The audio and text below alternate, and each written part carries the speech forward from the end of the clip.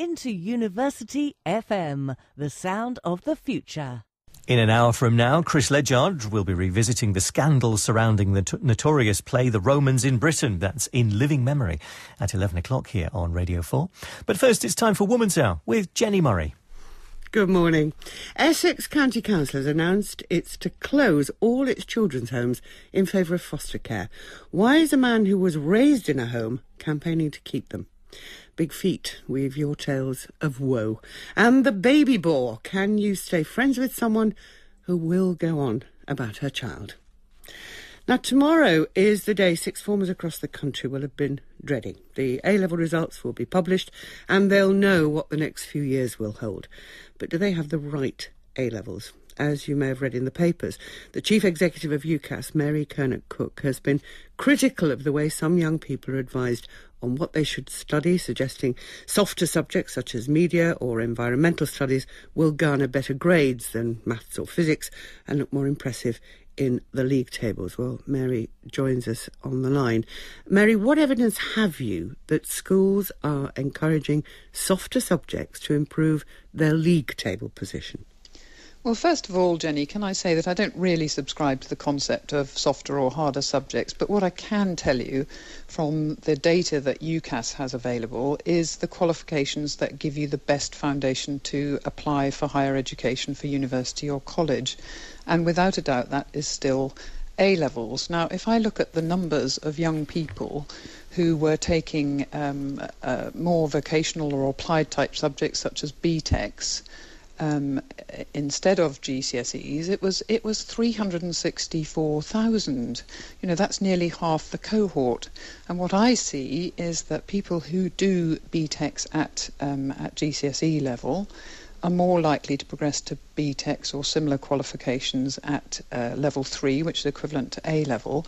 And if you've done a vocational subject such as sport or performing arts, the reality is that the courses you can apply for in higher education are slightly limited, whereas if you have 3 A-levels, you have a very, very broad set of options that are available to apply. So my concern is about young people not understanding that some of the choices they might make at 13 or 14 years old might be narrowing their options later on. But why did you make the suggestion, or were you simply misreported, that schools are not giving children the right advice in order to improve their league tables?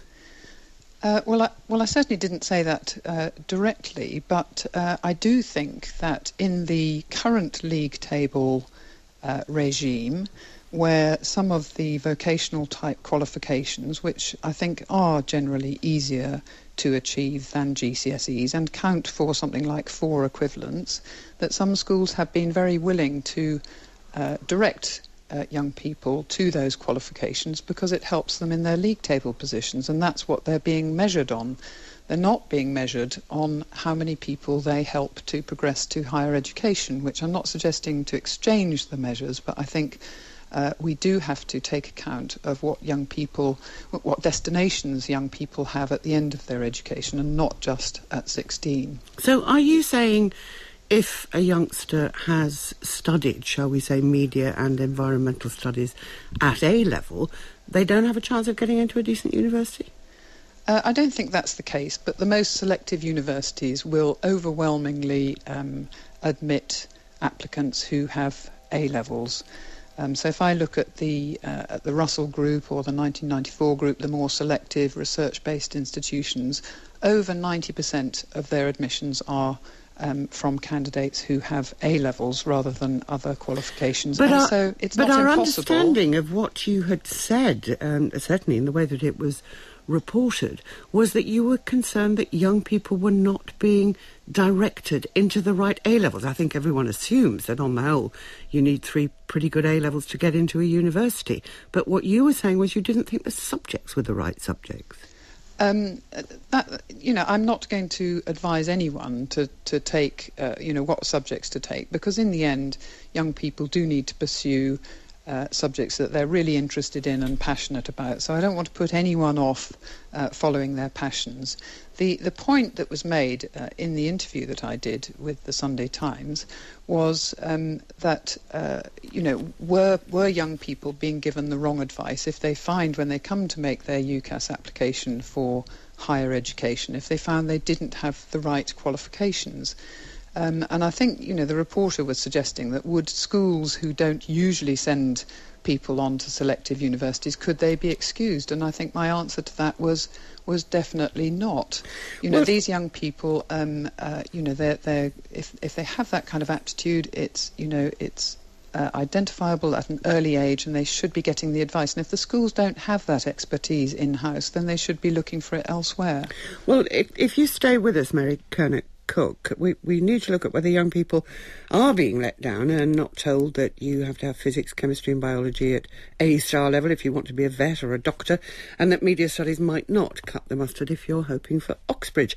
Mary Bousted is General Secretary of the Association of Teachers and Lecturers. Jenna Edem-Hotar was hoping to be a doctor and is waiting for her A-level results. And Hugh Rayment-Pickard is from a charity called IntoUniversity. Hugh, why was IntoUniversity set up? We set up IntoUniversity because so many young people from poorer backgrounds really struggle to get an HE place of any kind whatsoever, and really struggle to get a Russell Group university place. If you're from a free school meal background, your chances of getting to a Russell Group university are very slight. But why? Is that because the school's not giving you the right support to get you there, or because you simply assume that's not going to be for me because I can't afford it? Not receiving the right advice is one of multiple factors which will bear upon a young person's life. It won't simply be that the teachers aren't providing necessary guidance. It'll also be the fact that that young person won't have the networks that a young person from a middle-class background may well have, in which their parents will probably be graduates, there'll be aunts and uncles who are also professionals. So if a young person starts to indicate, say at age 11 or 12, that they're interested in being a doctor, you can be sure that middle-class families will be piling in all sorts of support and advice and guidance.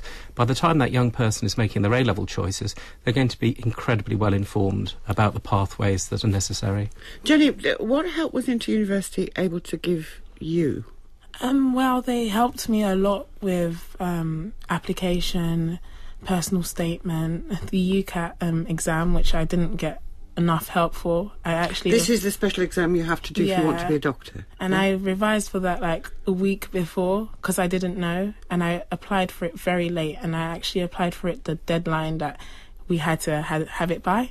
So yeah, they helped me a lot. Like, I just went there asking them for help with everything I had, and they just dished it out to me. So Mary Bassett, isn't that something the school should have done? I mean, Jenny is has done, fingers crossed for tomorrow, the right A-levels, physics, maths, chemistry, sociology, but didn't do that vital exam that you need if you're applying to be a doctor. Yeah, I'm certainly not going to defend schools which don't give that sort of advice. I would say that the majority of schools, however, work very hard to give very good advice. And I do think that Mary has to take some responsibility for really painting a very negative picture, saying it's a tragedy, etc., etc.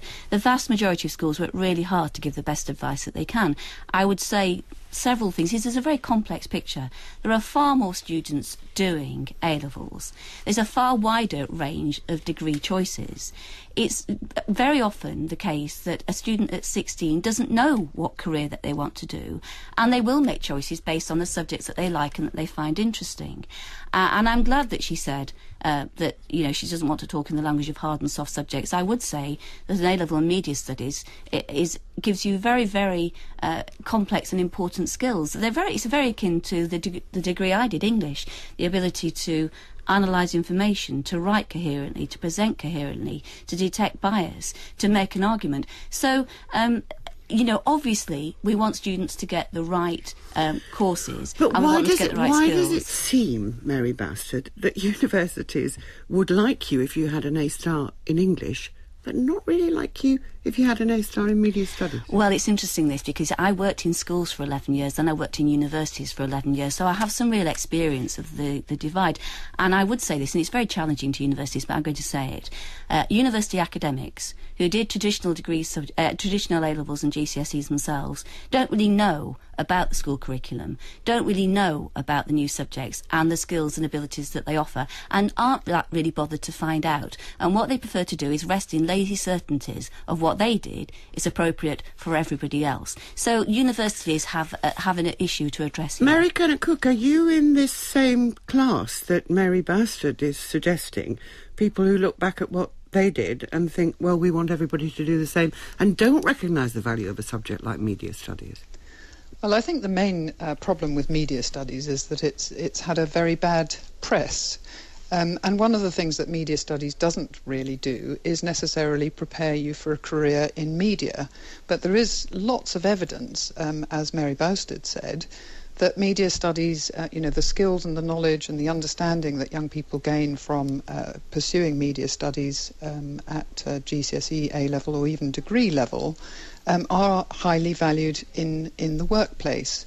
But, in terms of managing university admissions, all I can do is tell you the evidence I see in the system. And I do think that the guidance published by the Russell Group earlier this year, which sets out quite clearly what the preferred subjects are and sets out quite clearly the subjects where, they wouldn't want a candidate to be holding more than one from that list.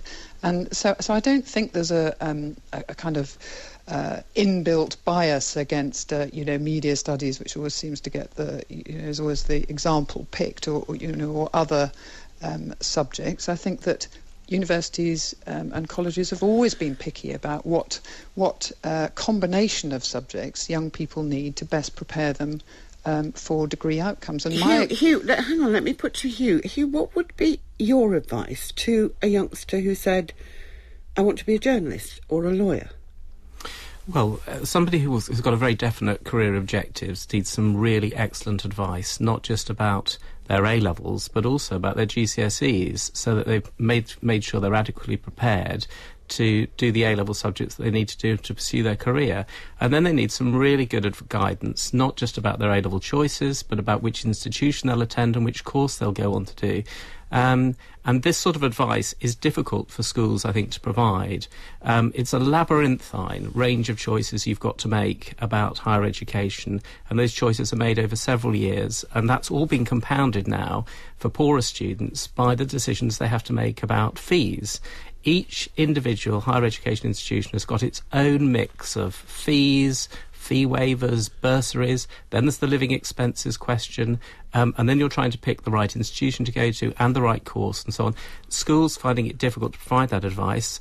The national body which provided that advice, Aim Higher, is now gone, and that's why charities like ours are really needed to provide guidance to students like Jenny. Jenny, how tough was it for you, knowing that you wanted to be a doctor, to know where to put yourself along the lines that he was just described, of what GCSEs to take, of where to make your application? Well, lucky for me, my father's a doctor, so I kind of knew what I needed to get and what I needed to do. So I knew I had to pick triple science at GCSE, and I knew I had to do biology, chemistry, maths for the medical degree, and sociology was just an extra subject, so I just picked it.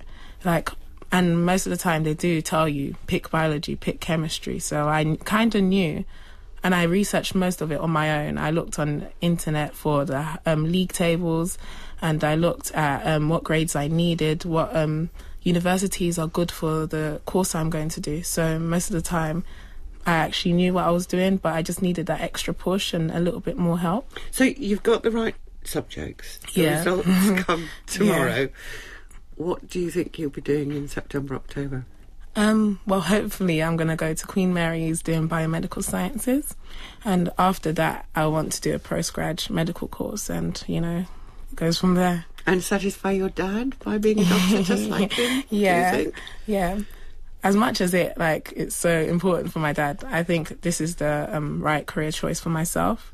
I've been brought up in the medical home, and I've just, always wanted to become a doctor. Mary Bassett, just one final point. I know that Hugh's organisation thinks you should start thinking in this way, or the school should start thinking in this way, when the children are 7. Should they? I think the whole thing about expectations I think expectation is incredibly important, and if you don't start very young in saying to children who aren't from families going to universities, this may be the route for you, then if schools don't say it, no one else is going to. So schools have a responsibility to inculcate high expectations in all pupils and to recognise talent and ability wherever it is.